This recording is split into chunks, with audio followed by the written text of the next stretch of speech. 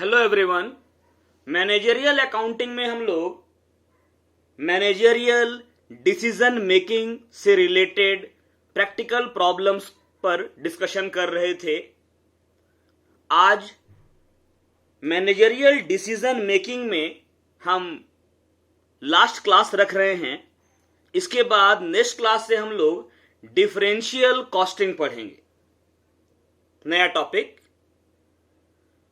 एक प्रॉब्लम लेते हैं हम लोग।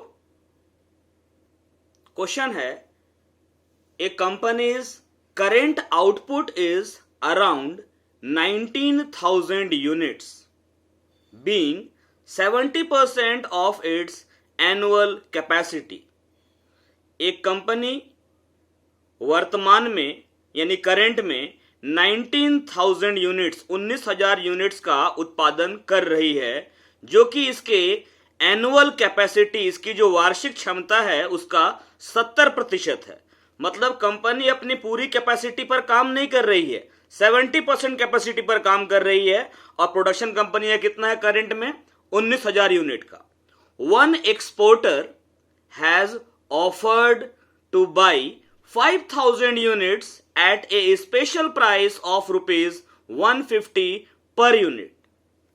एक एक्सपोर्टर, एक निर्यातक कंपनी को ऑफर करता है कि वो 5,000 यूनिट 5,000 इकाई खरीद लेगा 150 रुपए प्रति इकाई की दर से।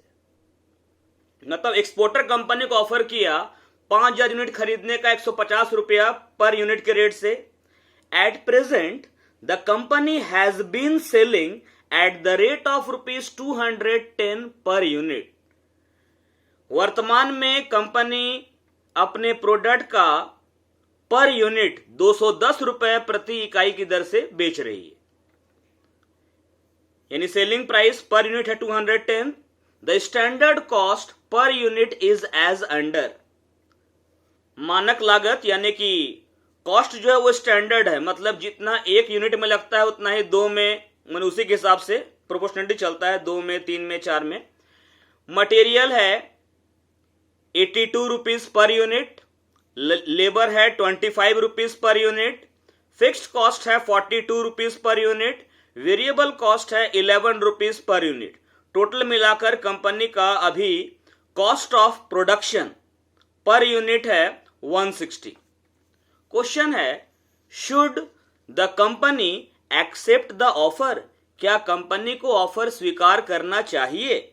और दूसरा सवाल है इसी के साथ, what would be your advice if the exporter offers to buy 10,000 units instead of 5,000 units? आपकी क्या एडवाइस होगी, आपकी क्या सलाह या राय होगी अगर निर्यातक 5,000 के बदले 10,000 इकाई खरीदने का प्रस्ताव दे? तो इसका सॉल्यूशन देखते हैं। सबसे पहले हम बनाएंगे फर्स्ट पार्ट के लिए स्टेटमेंट ऑफ प्रॉफिट। प्रॉफिट का स्टेटमेंट, वो भी मार्जिनल कॉस्टिंग सिस्टम से। एक तो कंपनी एट प्रेजेंट प्रोडक्शन कर ही रही है 19,000 यूनिट का, और जो एक्सपोर्टर ऑफर कर रहा है 5,000 यूनिट का, दोनों को लेकर निकालते हैं हम लोग। तो सॉल्यूशन देखते हैं इसका।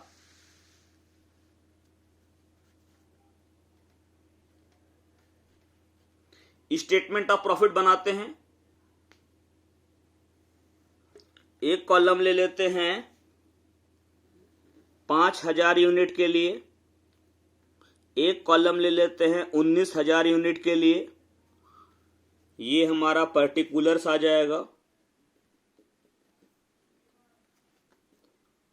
19,000 यूनिट्स और 5,000 यूनिट्स। ये कंपनी का प्रेजेंट प्रोडक्शन है जो कंपनी कर रही है, अभी इंटरनल मार्केट में सेल भी कर रही है 210 रुपया के रेट से, और ये जो कंपनी को ऑफर मिला है एक्सपोर्टर से। ठीक है, तो सबसे पहले हम ले लेते हैं इसमें सेल्स। कंपनी, ये जो कंपनी का जो प्रेजेंट प्रोडक्शन है ये सेल हो रहा है 210 रुपया के रेट से।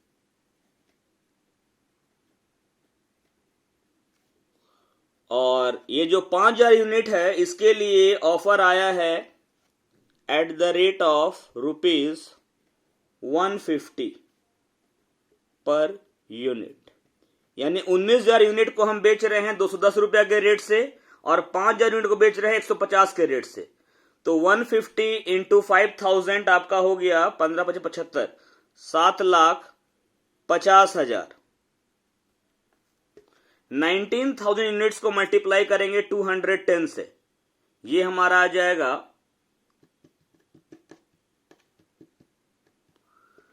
39,90,000, 39,90,000 रुपया, ये ले लिए सेल्स। अब हम लेते हैं मार्जिनल कॉस्ट, लेस करेंगे।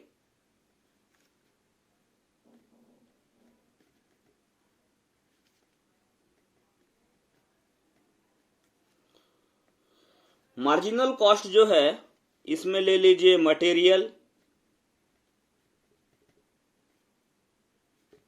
मटेरियल्स है 82 रुपीज के रेट से, तो मटेरियल ले लिए eight the rate of ₹82 per unit. 19,000 को गुना करेंगे 82 से, 19,000 इंटू 82, ये आ जा रहा है 15,58,000। 82 को मल्टीप्लाई करेंगे 5,000 से, ये आ रहा है 4,10,000। मटेरियल हो गया। अब ले लेते हैं लेबर है एट द रेट ऑफ ₹25।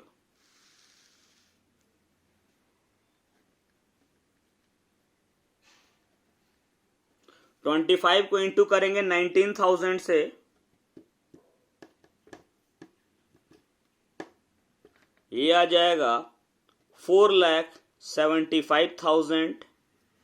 25 को इंटू करेंगे 5,000 से, 25 × 5 = 125, ये हो जाएगा 1,25,000। मार्जिनल कॉस्ट निकालना है तो फिक्स्ड कॉस्ट तो लेंगे नहीं, वेरिएबल एक्सपेंस लेंगे। एक्चुअल में ये यहां वेरिएबल एक्सपेंस हमको लिखना चाहिए था। Variable expenses 11 rupees per unit है, तो eight the rate of ₹11 per unit किए 19,000 इंटू 11,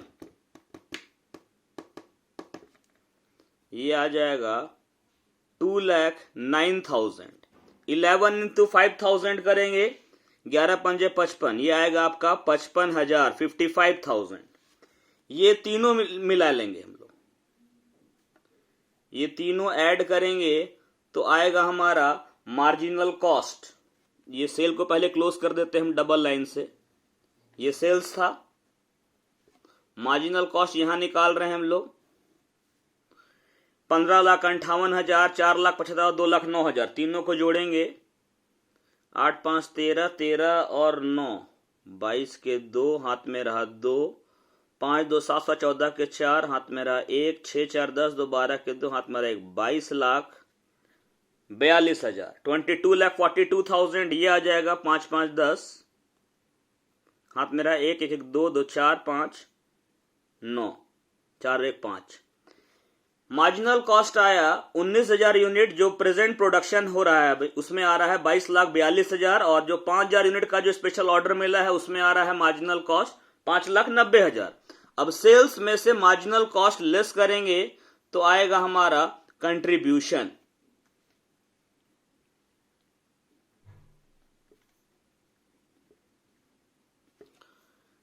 ये सेल जो है 39,90,000 में लेस करेंगे 22,42,000। 39,90,000 माइनस 22,42,000, ये आ रहा है 17,48,000। यहां पर सेल है 7,50,000 का, मार्जिनल कॉस्ट है 5,90,000 का, लेस करेंगे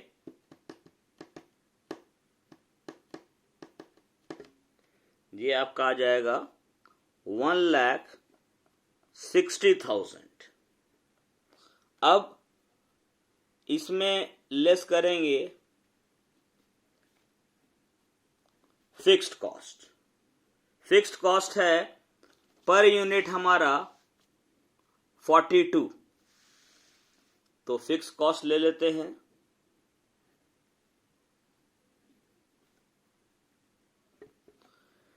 उन्नीस 19,000 यूनिट में फिक्स कॉस्ट हो जाएगा 42 के रेट से 42 इंटू 19,000 यूनिट्स, ये आपका आ रहा है 7,98,000। यहां पर फिक्स कॉस्ट नहीं लेंगे, क्योंकि अगर ये ऑर्डर नहीं मिलता तो भी हमारा फिक्स कॉस्ट इतना ही होता। फिक्स कॉस्ट चेंज नहीं ना करता है, हालांकि ये दिया हुआ पर यूनिट के टर्म्स में क्वेश्चन में, लेकिन आपको पता है कि फिक्स कॉस्ट चेंज नहीं करता है। अगर प्रोडक्शन का जो कैपेसिटी है उसी के अंदर में काम किया जाए तो फिक्स कॉस्ट आपका एज इट इज रहेगा। मतलब हम 19,000 यूनिट बनाएं या 19 और 5 24,000 यूनिट बनाएं, दोनों मिलाकर, तो दोनों केस में हमारा जो फिक्स कॉस्ट है वो 7,98,000 रहेगा। तो कंट्रीब्यूशन में गया फिक्स कॉस्ट, तो हमारा प्रॉफिट आ रहा है इस केस में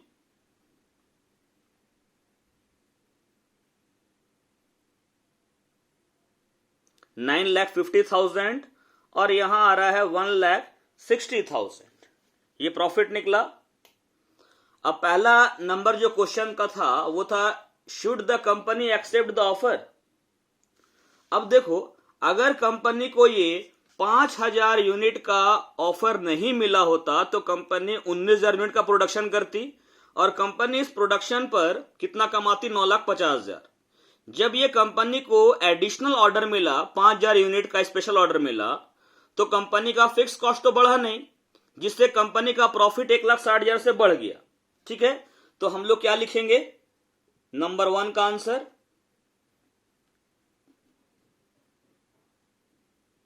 company should accept the offer as it will increase net profit by rupees 1,60,000। Clear है? ये फर्स्ट पार्ट सॉल्व हो गया। क्वेश्चन का जो सेकंड पार्ट है वो कहता है कि अगर एक्सपोर्टर 5,000 के बदले 10,000 यूनिट का ऑफर देता तो क्या ऑफर एक्सेप्ट करना चाहिए उस कंडीशन में। अभी तो वो 5,000 यूनिट का दिया है। अब देखिए, क्वेश्चन में लिखा हुआ है कि कंपनी एट प्रेजेंट प्रोड्यूस कर रही है 19,000 यूनिट, जो कि कंपनी के टोटल एनुअल कैपेसिटी का 70% है। ठीक है, वर्किंग करते हैं इसमें कुछ सॉल्यूशन का। सेकेंड पार्ट देखते हैं। If offer is of 10,000 units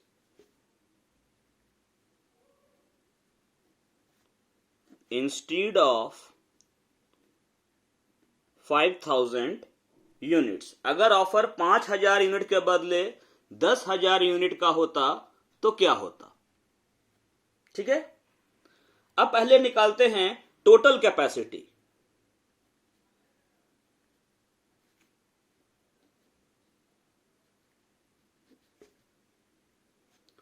%70 production capacity पर कंपनी काम कर रही है और प्रोड्यूस कर रही है 19,000 यूनिट, तो 100% पर वाट, ये हो जाएगा 19,000 इंटू 100/70। यूनिटरी मेथड से जब 70% पर काम हो रहा है तो टोटल कैपेसिटी 100 का है, जब 1 पे काम होगा तो कैपेसिटी 100/70 का होगा, और जब काम हो रहा है अभी 19,000 यूनिट का तो कैपेसिटी क्या होगा, यूनिटरी मेथड से। तो यही काम यहां किए इसको सॉल्व करते हैं।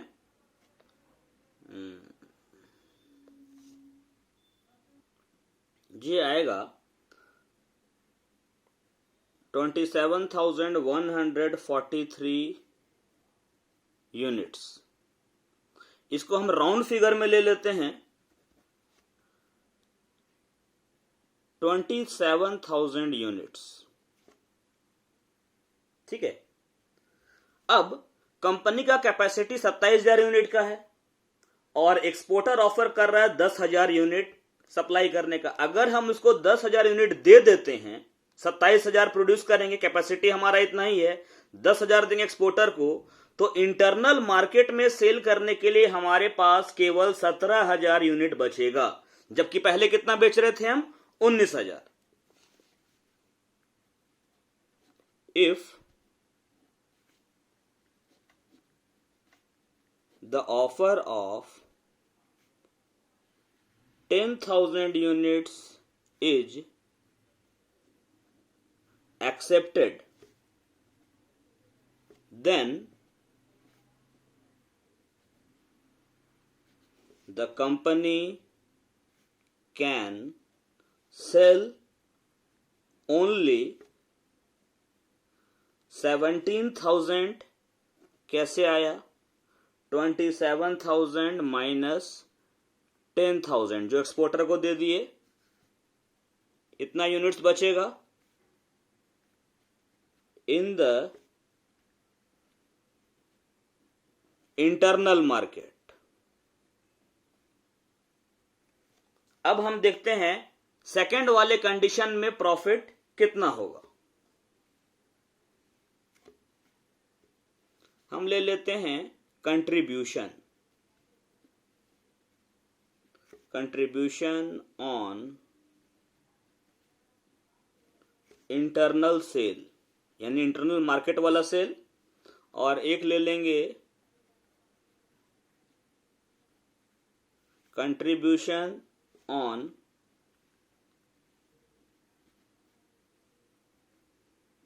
Foreign sales. ठीक है। इंटरनल मार्केट में हम बेचेंगे 17,000 यूनिट और यहां बेचेंगे हम 10,000 यूनिट कंडीशन 2 में। अब यहां पर हम ले लेते हैं इसका कंट्रीब्यूशन। कंट्रीब्यूशन के लिए आप ऐसे देखिए, सेल कर रहे हैं हम लोग 210 में, 210 में सेल कर रहे हैं इंटरनल मार्केट में। मटेरियल 82, लेबर 25 और वेरिएबल 11, 2 5 7 और एक 8, 8 2 10 और एक 11। Marginal selling price per unit 210 internal market में, जबकि मार्जिनल कॉस्ट पर यूनिट है मटेरियल, लेबर और वेरिएबल एक्सपेंस मिलाकर 118। तो हमारा कंट्रीब्यूशन है sales minus variable cost 92 rupees का। और फॉरेन मार्केट में हमारा सेलिंग प्राइस है 150 का। 150 में हम लोग सेल करेंगे ना, अगला 150 में खरीदने को तैयार हो रहा है, और वेरिएबल कॉस्ट 118 है, तो कंट्रीब्यूशन कितना आएगा? 32 रुपीज का। यानी इंटरनल मार्केट में कंट्रीब्यूशन है 92 का, फॉरेन मार्केट में 32 का। तो इंटरनल मार्केट में कंट्रीब्यूशन ले रहे हैं 17,000 यूनिट पर 92 रुपीज के रेट से, जबकि 10,000 यूनिट पे कंट्रीब्यूशन लेंगे 32 रुपीज के रेट से। अब ये दोनों मल्टीप्लाई कर देते हैं हम, ये तो आपका हो जाएगा 3,20,000 और ये 17 से करते हैं 17 दूनी 34 के 4, हाथ में रहा 3। ठीक है। 17 9 153, 53 और 3 156,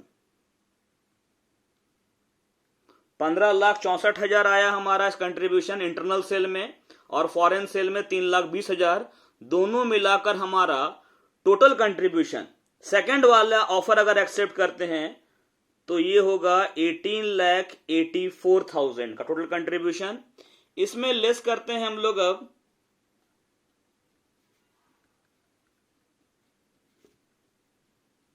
फिक्स्ड कॉस्ट, जो कि है हमारा 7,90,000 98,000 हम लोग पिछली बार निकाले थे ना। 42 रुपीज पर यूनिट क्वेश्चन में दिया हुआ था फिक्स कॉस्ट। इस रेट से हम निकाले थे 19,000 यूनिट जो प्रोडक्शन कर रहे थे। प्रोडक्शन हमारा 19,000 की जगह 5,000 यूनिट का हो, चाहे 12,000 का हो, चाहे 17,000 का हो, चाहे 21,000 का हो। अगर हम टोटल प्रोडक्शन कैपेसिटी तक में काम करेंगे तो हमारा फिक्स कॉस्ट इतना ही जाएगा 7,98,000। इसको लेस किए तो नेट प्रॉफिट हमारा आया 14 में से 8 गया 6, 17 में से 9 जाएगा तो 8, और यहां पर 17 में से 7 जाएगा तो 10। 10,86,000 आया हमारा नेट प्रॉफिट बोलिए चाहे प्रॉफिट बोलिए। अब देखिए पिछले वाले केस में प्रॉफिट कितना था हम लोग का 950 प्लस 160, यानी हमारा प्रॉफिट था 9,50,000 और 1,60,000। ये मिलाकर प्रॉफिट था 11,10,000 का। और फर्स्ट वाले ऑफर में, पहले ऑफर में प्रॉफिट इतना का होता, जबकि सेकंड वाले ऑफर में प्रॉफिट 10,86,000, माने प्रॉफिट घट गया है। ये जो प्रॉफिट है सेकंड ऑफर का, ये पिछले वाले टोटल प्रॉफिट से कम है, इसीलिए सेकंड वाला ऑफर को एक्सेप्ट नहीं करना चाहिए।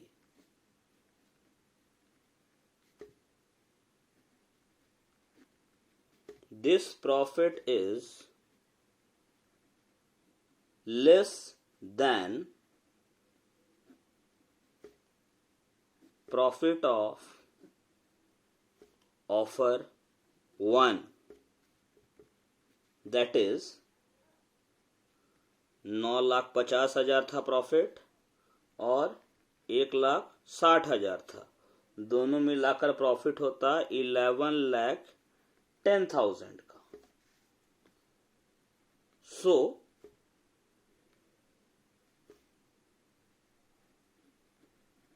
to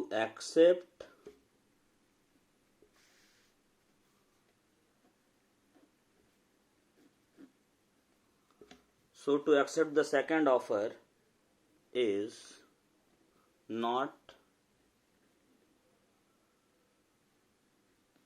advisable, मतलब सलाह नहीं देते हैं कि सेकंड ऑफर को एक्सेप्ट किया जाए। अगले क्लास में हम लोग डिफरेंशियल कॉस्टिंग स्टार्ट करेंगे। Thank you.